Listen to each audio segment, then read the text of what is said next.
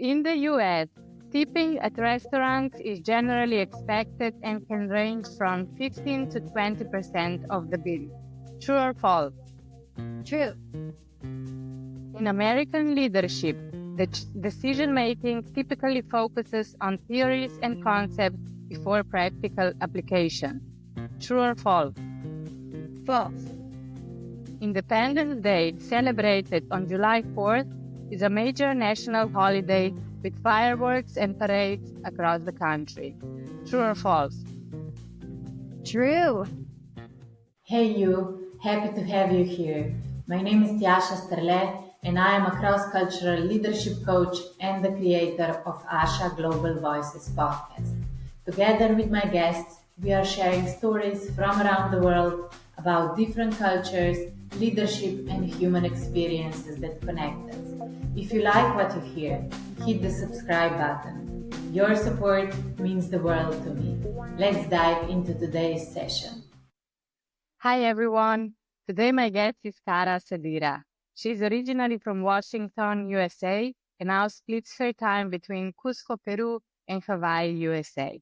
As an executive director and visionary with a master's degree in nonprofit management, she has secured over $2.6 million in funding for her initiative. She holds multiple coaching certifications and is currently educating professionals to anchor in desired states to meet demanding professional objectives. She emphasizes purpose, confidence, and well-being for leaders navigating demanding responsibilities and significant humanitarian missions. Cara, it's a pleasure having you with us today. Welcome. Thank you. I'm so happy to be here and to see you again, Tasha. Fantastic. Thank you. Great seeing you as well. Let's start with Independence Day. Do you really have fireworks and celebrate? Oh my goodness. The fireworks are a grand display. Most people head out to the fireworks and it's amazing. Just, I would guess a lot of money spent on the fireworks, but we're talking smiley faces in the air and, all the things that they can do now. And I actually lived in Hawaii for maybe 16 to 20 years, something like that.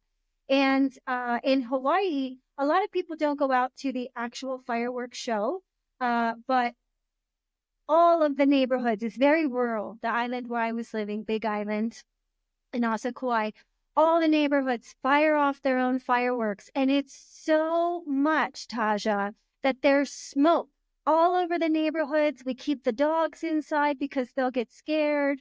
And it's really detrimental, I would say, to the wildlife. And it just sounds like bombs going off all over the place. It's a real big deal. Yes. And why would you say it's such an important day for Americans? Because that's the day that we, maintained or initiated our independence from Europe. And I guess America has, as if we're talking about culture, America has a very strong culture of independence, of entrepreneurship, of doing things their own way. And of course, this is built on the backs of the Native Americans that were there before, right? We're talking about the America that came in, not the original first people Americans. Yes. Okay. And if we move to the second one, in American leadership, decision-making typically focuses on theories and concepts before practical application. You said that this one is false. Can you say a bit more about it? Sure. I would say that the idea that it's on theories and concepts is very strong. But when it comes down to where the rubber meets the road in executive decisions, what I've seen, what tends to happen is that organizations are moving fast. They're running. Yes, they meet and they have strategic plans, and typically you have people in leadership that have maybe education, masters or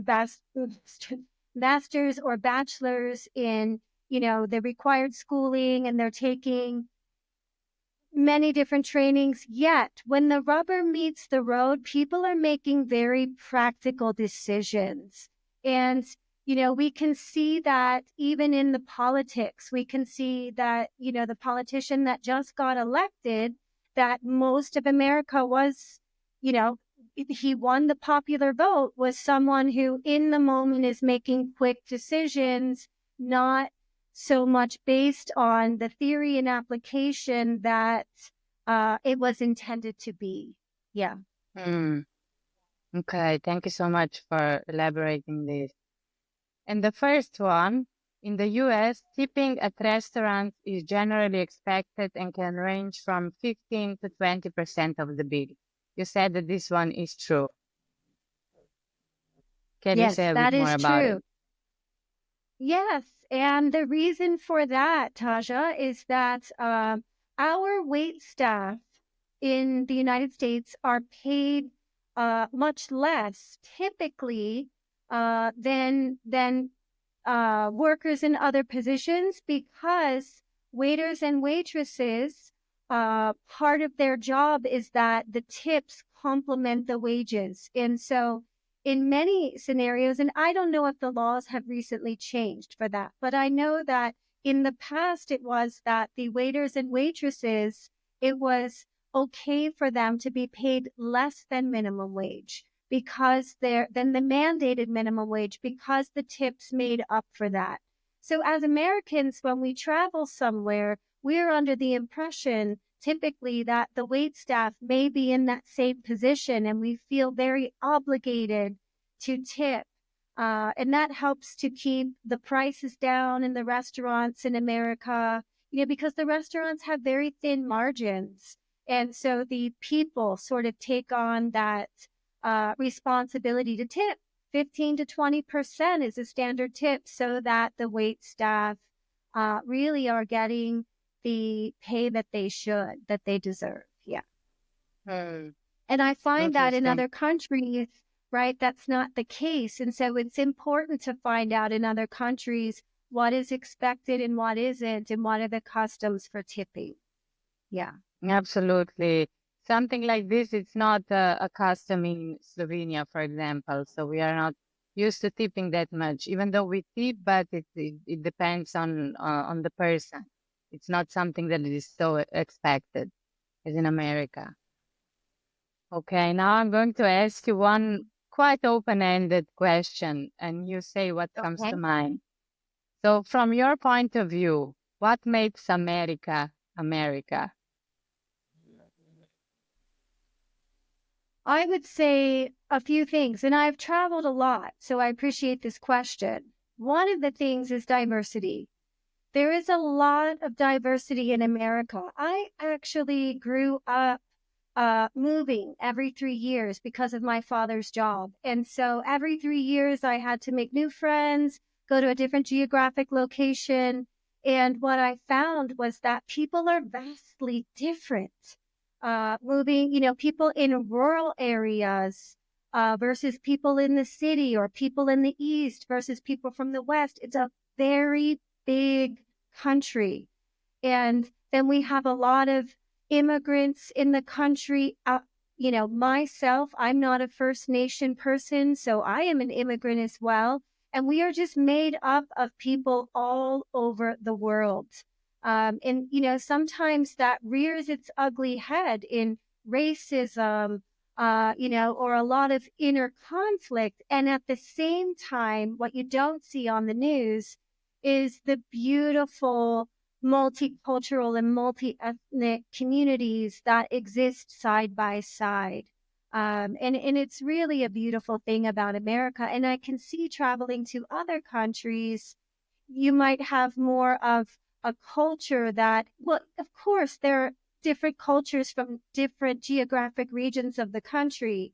But in America, it seems to be just much more diverse. So that's one thing. Another thing about America is that the national parks, there are so many protected national parks that are so beautiful. I'm also a rock climber and have climbed in, Yosemite in California, summited Mount Baker, the glacier, you know, rocks all and mountains all throughout the country. And we have protected wilderness spaces that go on forever. I have seen huge herds of elk come running through with not a person around, bears, bald eagles, just a lot of wildness. Yeah.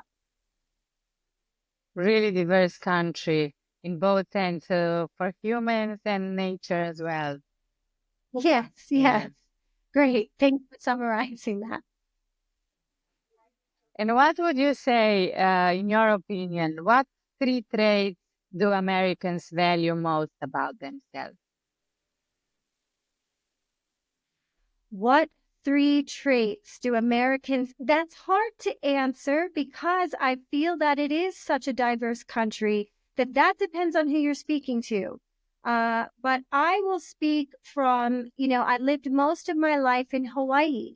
And so I will speak from that lens. And from Hawaii, one of the most important things is what I was just talking about, the natural community, which in Hawaii is called the Aina, right? And so that is the health of the seas and the mountains and the trees. And I actually, for a while, was directing a program for foster youth. And one of the reasons that we got a lot of funding for the foster youth and emphasized in our program was that we were connecting them to their home. Even though their biological family may not be who they're living with, their home is this multicultural and multi-ethnic community, and the ocean and the trees. And it's a place-based sense of home that includes names even for the natural areas. So, just sort of complementing what I was just saying about America is that protection of the earth and the environment, number one. Number two, in Hawaii, and I would say this is different in the United States, so I'll just speak on both. In Hawaii, it's also incredibly important, your ohana, your family. So to take care of your elders. When you meet someone in the store, you may not know them, but you don't call them Mrs. You call them auntie, right? Or uncle. So there's this family feeling where the community sees everyone as their family. And you have a lot of multi-generational families living in the same home. I also launched a program for Micronesians who were migrating to Hawaii because the U.S. had done some military testing on their islands and created a lot of damage. So they were welcome to come and live in the United States. And many of them came to live in Hawaii. And they are very multi-generational with many generations living in the same house. As well as the Filipino culture there in Hawaii. And so that was very, very important, that the grandparents helped care for the young ones and the parents helped care for the grandparents. And there was a little bit of this sharing of the financial burden with the generation in a household. Very different from the United States. In the mainland United States. Go ahead. Yeah, please. Yeah, I just wanted to ask you this, that it's probably specific to Hawaii, but please continue. Yeah, in the mainland Hawaii, United States, completely the opposite. So in the mainland United States, there's a rite of passage, a celebration when a child turns 18, and that's the time they move out of the house. That's it. No more security. And for a lot of those children, maybe they're heading off to college or university, and it is a big celebration. They're moving into their dorms, they're gaining their independence. Maybe they're deciding they want to be a doctor or this or that. But even if they're not going off to a residential college or university, Many times they will move out at 18 because that's the time they don't have to listen to their parents anymore, right? They can make their own decisions. They can be an adult, and, the family may help them buy furniture and all of that. But what the difference that I see is that it's rough. It's rough on the 18, 19, 20 through, 29-year-olds to, especially in the most recent economy that we've had, find work, support themselves, buy a home. The inflation for housing prices is phenomenal. And so we have our young people really struggling in this culture where it's not okay to go home. Many people do, but it's against the norm. And at the same time, you have your elders and your seniors who don't have help in the home. And I just went through this with my parents. It was traumatizing. The insurance doesn't cover, for the most part, assisted living. And the elders and seniors are really in dire straits. In a lot of the lower working class, middle class families, it's very tough for both sides to get by because of that spirit of independence, right? Yeah. So two different things. In the United States, the spirit of independence mainland, and in Hawaii, much more of a community orientation. Yeah. And then the last thing I said too, the last thing that I would say about the three things about America is that spirit of entrepreneurship. And, I'm a big part of that as well. And my father raised me that way. And my father and my uncle went into business together. And my brother went into his own business. And I founded many nonprofits, or let's say nonprofit projects, which is just the same as starting a business. It's a lot of work. And, have had many close friends, relatives, everyone starting a business. And that's sort of the American dream. And more so because, since 2020, it's been rough with the jobs market, and you see more people striking out on their own, Yeah. Great insight, Cara. I'm curious. Actually, one of my next question was about the American dream. So, how do Americans then perceive, or what kind of attitude? I know it's generalization again, but what kind of attitude Americans have towards success and failure? Also, because of the entrepreneurship and this kind of spirit. Okay. Great question for me too, because I am a coach, right? I'm a professional coach. And in addition to being a coach, I am also a coach educator and mentor, which means that it not only do I have experience with my own coaching, but which has been, I don't know if I want to say over 1,000 people, but over the last 20 years, a significant number of people. Not only do I have experience with that, but I have experience with listening for training purposes to all of the coaching calls of hundreds of students who have had to submit 5 calls each. And so it feels like I have this bird's eye view into the American culture and what people are really struggling with and what they're really thinking. And what I have noticed through all of these, at that point, when we're talking about the coaching calls too, it is well over 1,000 of understanding the depth of American culture. Americans are have a very strong inner critic, Taja. And so when they're seeing success and failure, they see failure as an opportunity to see what didn't work and try it again. And at the same time, they are really berating themselves internally.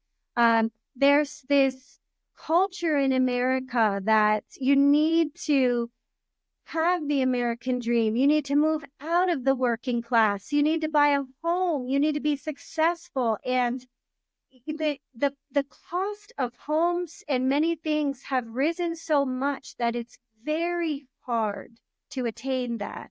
And so what we see in America is people striving and striving and striving.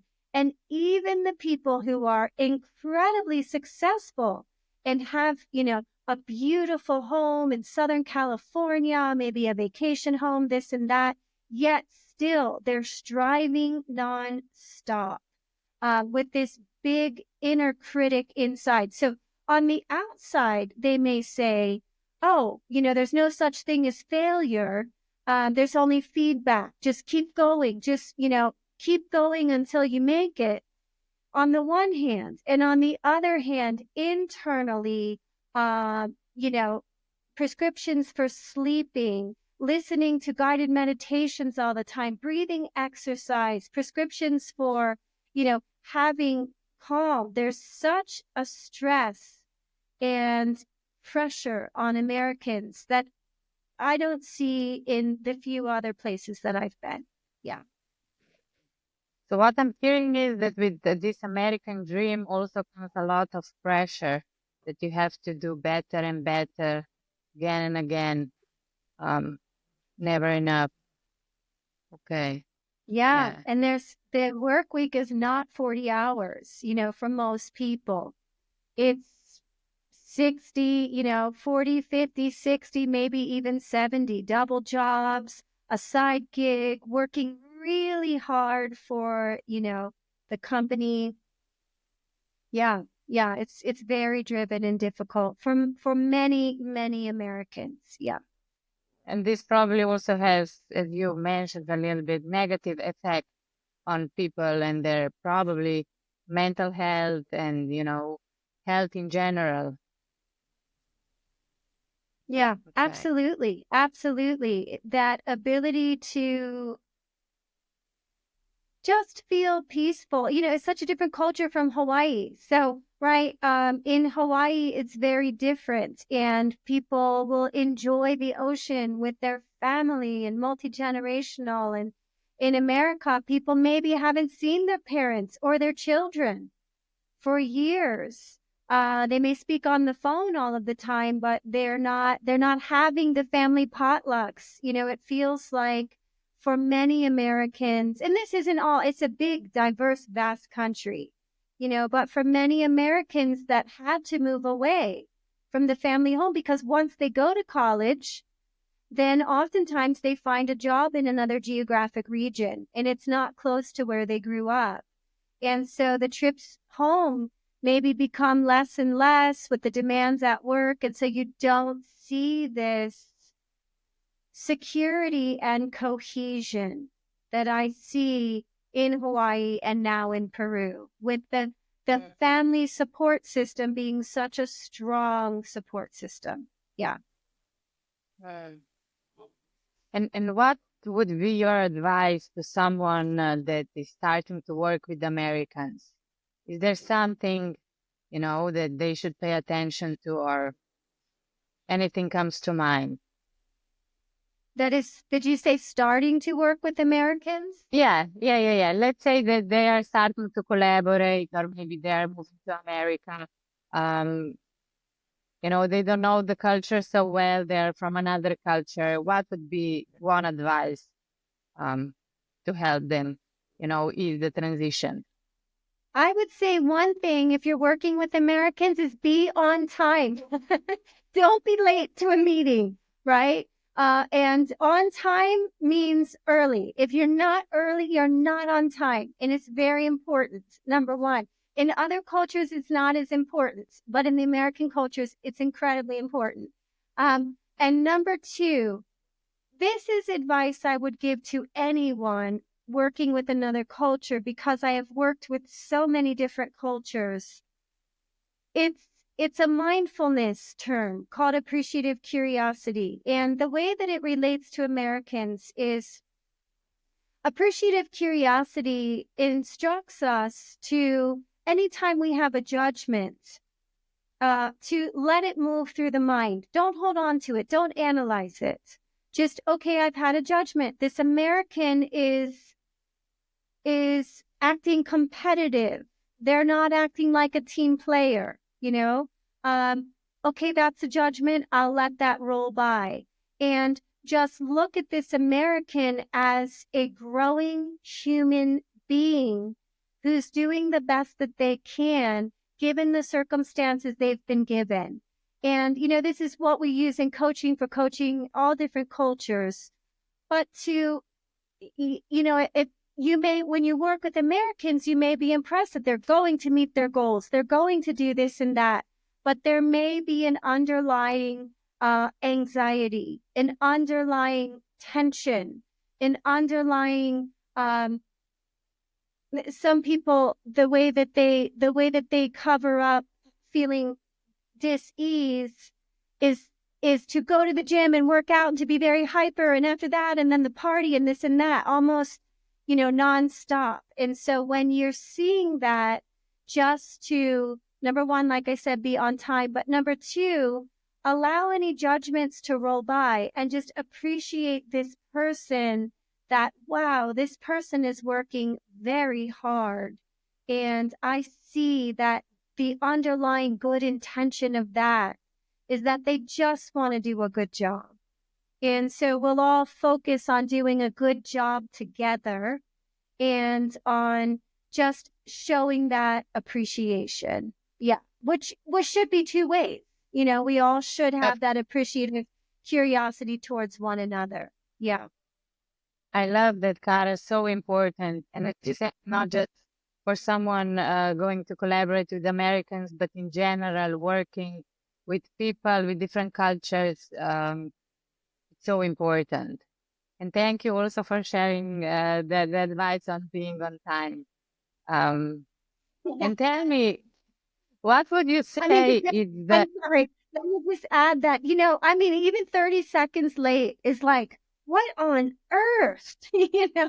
So yeah, sorry. I love that. I am always on time, even early. And you today as well, we both came a bit early. And I was like, yeah, super, that was fantastic. I loved it. Yeah. Yeah.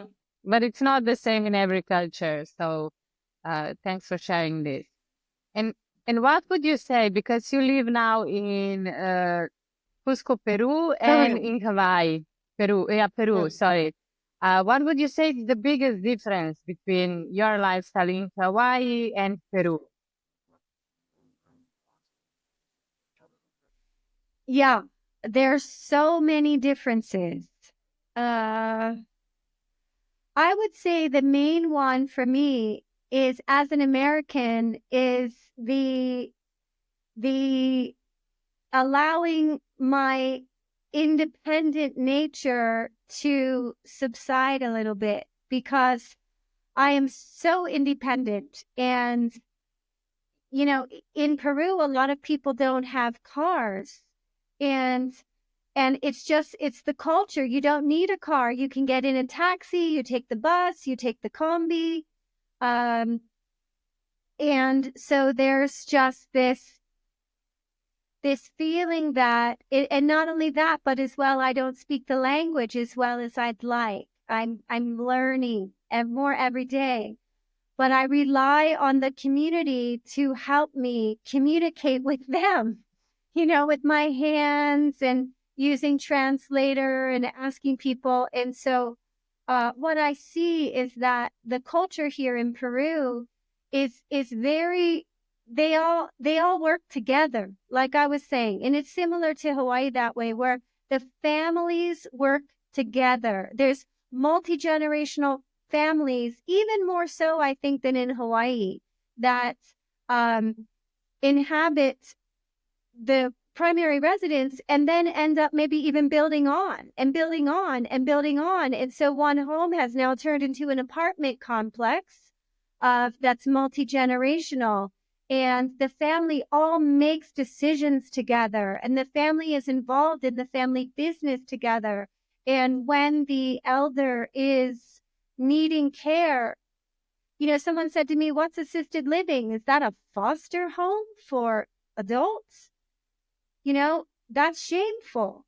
And so the family takes care of the elders together. I would say even a little bit more of an extent than in Hawaii. And there's no cars. And so the family will go out and catch a cab together. I'm familiar with people driving me to the airport in the United States. What I'm not familiar with in Peru is people don't have cars, so I need to take a cab. So I assume I'm doing it on my own. And then people say to me, why would you go to the airport on your own? We're coming with you. And they get in the cab, and that's how they consider taking me to the airport. They get in the cab with me and then wave goodbye and take a different cab home. So there's a feeling of security in Peru that someone always has your back. And, the family unit is with you through thick and thin. Whereas in the United States, it's not so much that way. And there's a lot more of an anxiety in the United States of living paycheck to paycheck. And if I'm not good at work, I might be on the streets. And in Peru, people have a home not everyone, but for the most part with their families. And then, of course, I could pause there. There was more I wanted to say about the culture here, but I'll pause there and see if that's okay. You had another question. No, but please continue. It's super interesting. Please continue with your thoughts on culture. Okay. In Peru. Okay. The other thing, two things. One is that I have trouble sometimes. I teach online and I need a quiet space. And you won't believe I've been looking for a quiet space a year and a half, because even, renting a new space, suddenly there's maybe a trash truck that comes at 8:00 at night. And the way that the trash truck lets everyone know they're here is with a big, megaphone, big loudspeaker, like a concert on the top of the trash truck. And they play like music. To me, it sounds like punk music. And they stop right outside of your place and may be there for 20 minutes. And it's impossible to conduct a session. And so I have to schedule my sessions around the trash trucks, around the guy that's driving to advertise his avocados. And he also has a loudspeaker. So I would say that in America, business comes first. And in Peru, there's not that feels crazy. In Peru, the trash truck is coming and people are going to dance with the trash truck. The avocado truck comes and everyone's excited to hear the avocado trucks here. The co-working space where I'm renting now, the employees have 2 hours off for lunch. And they're not worried about the avocado truck because he comes during that time. And so it's just more of an ease with life and less of you have to drive yourself so hard to make ends meet. And then finally, the final thing that I would say is one of the things that I'm doing here is creating a semester abroad program for college students to come and study from Indigenous elders. And that culture is vastly different from anything I've ever experienced, in that there is a culture in Peru that was not able to be 100%, how do you say it, overthrown by the Spanish. And they went up into the mountains and maintained their way of life. And so they really emerged from the mountains maybe about 50 years ago, 70 years ago. But at that time, maintained their culture their oral history from the beginning of time, Taja. And so their connection to nature and their ability to have the community work in a way that honors the people and the community as a living community that supports life is held at high sanctity by the rest of the globe. And so there's a lot of tourism that comes here to experience that in this time of global conflict and, war and destruction of the environment. You have this culture that, they've been acculturated to a globalized society over the last 50 or 70 years, yet still maintain that knowledge and that way of life that is in absolute harmony with creation or life itself. And so you see that in a manner that is, they're very proud. They're very proud of that culture. They see that people are coming to seek that out. They feel a responsibility to share that with the global audience right now because they feel that it just might make ripples and impact global peace. They feel that their teachings are vastly important in these times. And so it actually is similar in Hawaii, where you have the ancient teachings that are very beautiful and honoring the environment, and they love to have charter schools and teach that to the young. Here in Peru, you have that it's just two different regions, so just slightly different. I don't think I can, with my words, compare the two, but they're both very beautiful. Yes. Such beautiful missions. And while you already started to talk about these indigenous wisdoms and how they are opening globally to teach their wisdom to us, tell us about your project. Tell us more about it. It's a very exciting project. And as you mentioned before, I have a master's degree in nonprofit management, and I have founded several other projects with a focus on cultural sensitivity and cultural competency when I was working in Hawaii.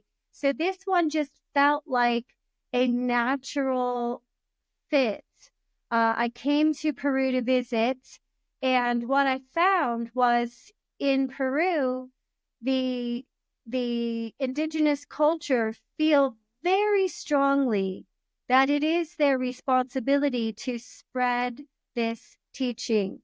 They see, there's a high suicidal ideation rate in American college students from things that I was talking about before, being isolated from the family, so driven, raised in a culture that pushes and pushes and pushes. And so the indigenous people here see that in the Americans particularly. And,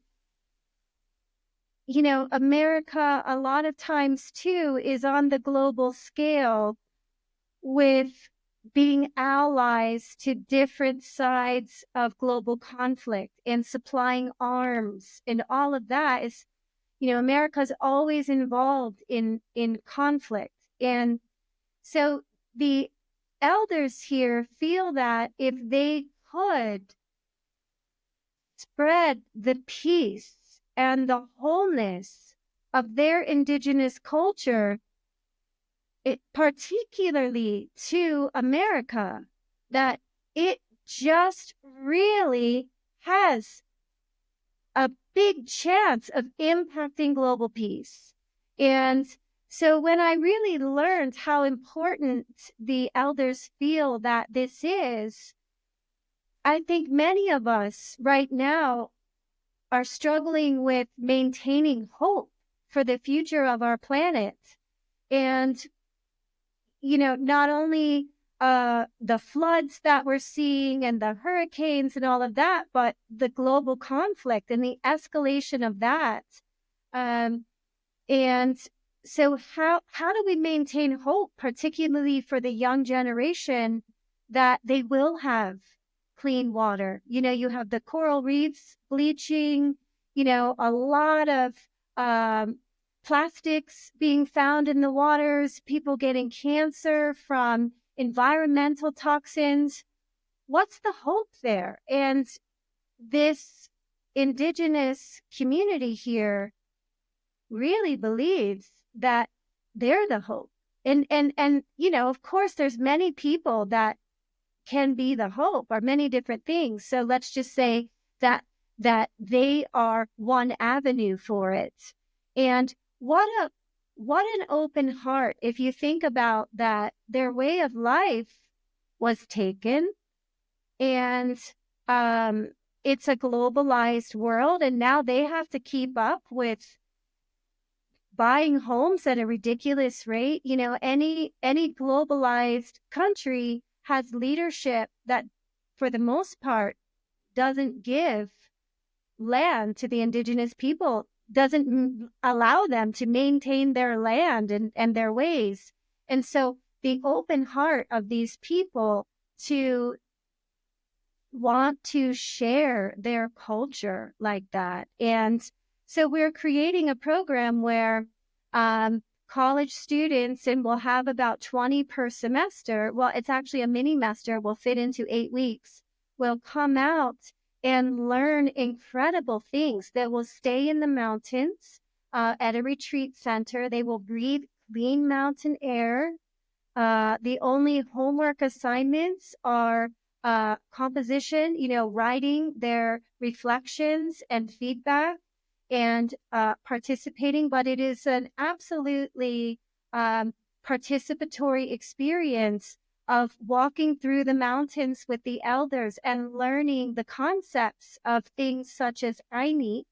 And Aini is where there is a sacred, not exchange, but a sacred interchange, where, you know, someone breathes the air that is given from the plants, from the trees, from the ocean, from the mountains, and that the mountains and the trees and the oceans are living beings, and they provide this air, and the student breathes that air as a gift from the earth in which they are living, and then they breathe out that carbon dioxide as a gift. And we start to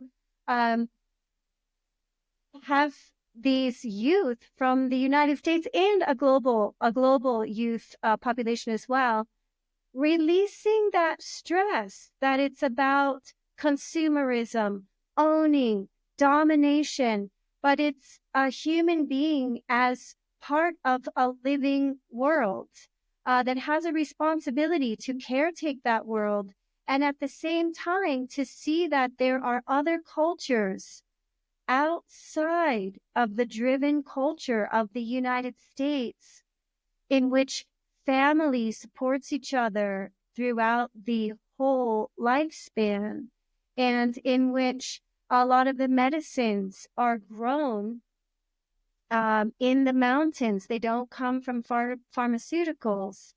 And so we'll have various classes, one of them being a mindfulness class, cultural competency through mindfulness, as I was speaking to you about, so that these students can emerge from this changed, that they can see that just because there is another culture on another side of the globe does not mean that that maybe our government or someone tells us that they're the quote enemy. It does not mean that this person should be seen as other, and that we are a global population of living things, that the only way this planet will be able to move forward is to share that Aini and that reciprocity for fostering life in one another, for slowing down and listening to the opinions of the other and realizing that the other is actually all of us. And we are a community of living beings who, with a symbiotic intention of moving forward together, not who makes more money, who got ahead, the college degree, none of that. But it's all about shared responsibility for global peace and for environmental protection. And so we'll have pre and post tests, and we'll have the pre and post tests will be in two areas to measure the environmental sensitivities of the person before coming in and after, and to measure cultural sensitivities. And both of those tests have been evidence-based. They're found to be very valid.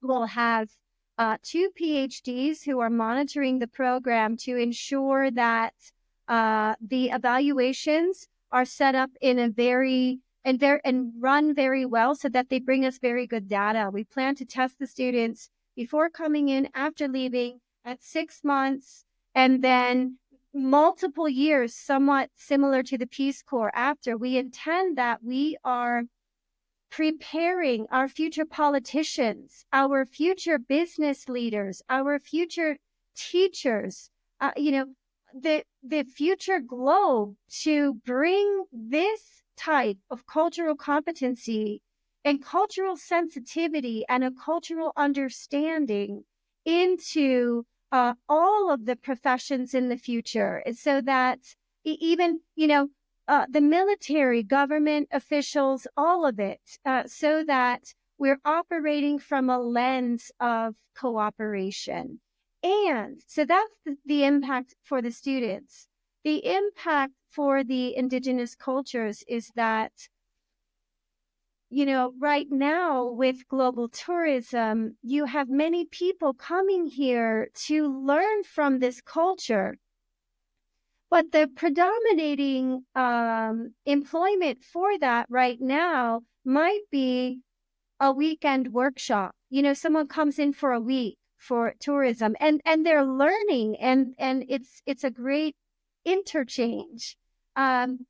However, it's learning at the surface level because it's this weekend workshop or 1 week. And so the opportunity for the culture to share the depth of their culture. I told you one word, but all of their words have depth, and they build on one another, and theories and concepts, and how to honor the community, and how to honor the land, and how to generate that compassion within a group. It takes time to impart all of that. So for them to be able to share that information at the depth that they would like to, that's what they're excited about, that they feel that really can impact global peace, because it's not just one workshop, it's their whole of their teachings. And then in addition to that, in every semester, so the teachers will have economic opportunities to be able to exist in this globalized world, to be making money to pay for the things that we all have to pay for now by doing what's most important to them, number one. But then number two, every mini-mester that we run, we will be allocating $5,000 to a project, because it won't just be the teachers, it will be the entire communities that they connect us with, many different mountain communities, to learn weaving and the meaning of the symbols of the weaving, and the care that they take with the animals, and how they raise the plants to foster the animals and not deplete the land, all of it. Their economy based on reciprocity. And so we will be donating $5,000 each mini-master to one of the communities that we'll be working with for infrastructure projects, like, purification of the water, or, building the schools, or building a cultural center, or whatever. And so each mini-master, there's 2 mini-masters in a semester. Each mini-master will have $5,000 for various communities. And the great thing about this project is, with one investment of funding, it can continue in perpetuity because the students are coming, they're paying their college tuition and they can come based on that. And so in perpetuity will be contributing to the community so that they can maintain their Indigenous way of life. I can't say that we are doing that just because of us, but that we can contribute to them being able to maintain their way of life in this globalized society. Cara, it sounds so beautiful. And it sounds as well that both the local communities and students and the world, in general will benefit from this project. And if I just reflect on my own journey when I was, for example, studying or working abroad, and I spent a longer periods of time in a different culture, and then I came back, I think it completely changed me because from each culture I learned something new and it broadened my horizons, and I would dare to say it made me more human as well. And if I can imagine being a student and going to a project like this, where I could really be learning from ancient wisdoms and be connected with nature and really understand and learn about the concept that maybe I haven't heard about or didn't pay attention to. We often also don't pay attention to just breathing, as you mentioned before. It's something natural to us, but it's such an important thing. So it sounds absolutely amazing, Cara. Really great to hear. And I wish you all the very, very best with this project. Thank you. Thank you. Yeah, really excited about it. We were hoping to launch in 2025, but there's been a delay. And so we are just about to start the fundraising with the intention of launching in 2026. But, one thing that I wanted to add is that, two things. Number one, the rhetoric that has been in the United States with the elections recently, some of it really puts down the cultures that are south of the border, and it's vastly important. It's just vastly important that the young people of America get out of the country at times, just like you're saying, and experience these other cultures to grow their humanity, because the earth is an organism of multicultural people and the trees and the oceans and the air. And if one of these organisms doesn't survive, the whole thing won't survive, And so we need all of our cultures together. The indigenous cultures hold knowledge of plants and medicines and healing that we don't even know about. They hold knowledge of how people can, we've been talking about, maintain a harmony between one another. And without clean oceans and without clean air, there won't be a future for humanity. So it does feel incredibly, vastly important. Yeah. Thank you. And it is. Yeah. It is so important. Yeah. Cara, tell me, you are also a cross-cultural leader, and I would like to ask you if you can share one strategy that you use for your effective leadership across different cultures. Something comes to mind. I hate to give the same answer, but I'm going to have to say appreciative curiosity, but I'll give you some background to that. As someone from the United States leading other cultures, there can be a resistance to that because many times indigenous cultures have been, everything has been taken from them, from a Western society. And so to have someone from, a society that has done that to other cultures, come in and have a leadership role can feel offensive. It can feel offensive. And for me, that's hard to accept because I have such a love and appreciation, and I want to learn from these cultures.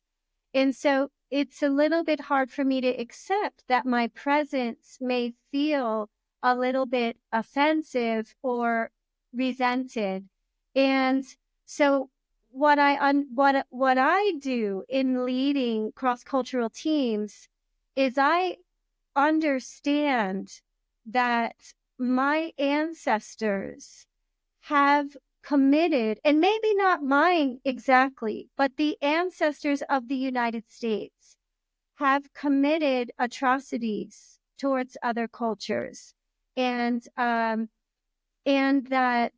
I need to really be open and listen and respectful, and that I need to lead in a manner that ensures that everyone on the project has a leadership role, that I am empowering my team to rise up and be the leaders. So, for instance, for this project, I didn't just come in here and say, let's do this project. That feels egotistical or inappropriate. I came in here asking, would this be something you're interested in? And then I am familiar with writing curriculum. So I wrote up the curriculum for all the classes and then went to the Indigenous lead instructors and said, this meets college standards. How can we change this, that it's coming from your culture? How can we scrap everything that I've done? So I think it's very important when you're leading a cross-cultural team to maybe even drop the word lead and to just say motivating and inspiring and listening with an open heart, and ensuring that everyone is lifted up to their highest potential. And I do the administration and take a back seat. Yeah, that's how I do it. Yeah. I love it. It resonates so much with me, Cara, as well. Empowering others to be leaders in their roles and kind of inspiring and motivating them. And with that, let me ask you one final question. If you could imagine a better future for people globally, what does that look like? That looks like my school being all over the globe. No, that looks like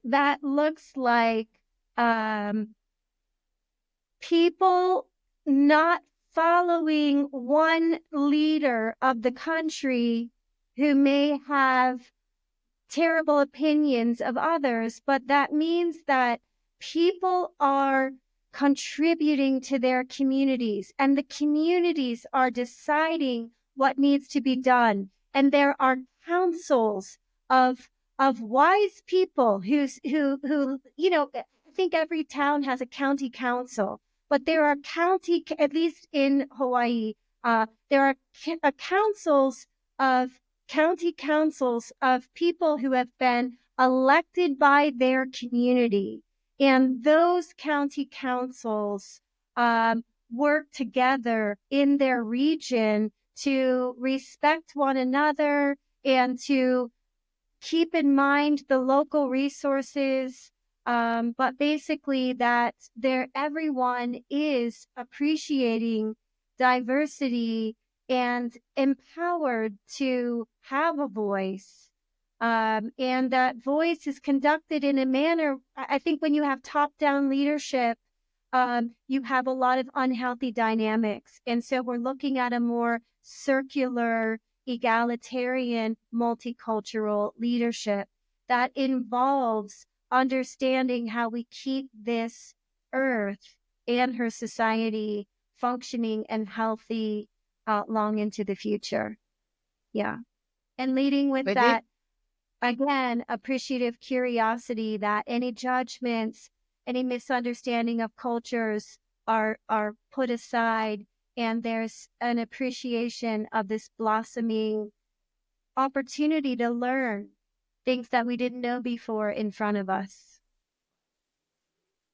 Thank you for these beautiful final thoughts. I hope they, or at least some of them, come true in the future for all of us. Thank you so much, Cara, for today's talk. It was an absolute pleasure for all your insights, for everything that you shared, and all the best with your project. Okay, thank you, Taja. I loved being here. What a great opportunity. Best of luck on your podcast. I can't wait to watch it and listen to it. Consider me a member. Yay! Thank you so much.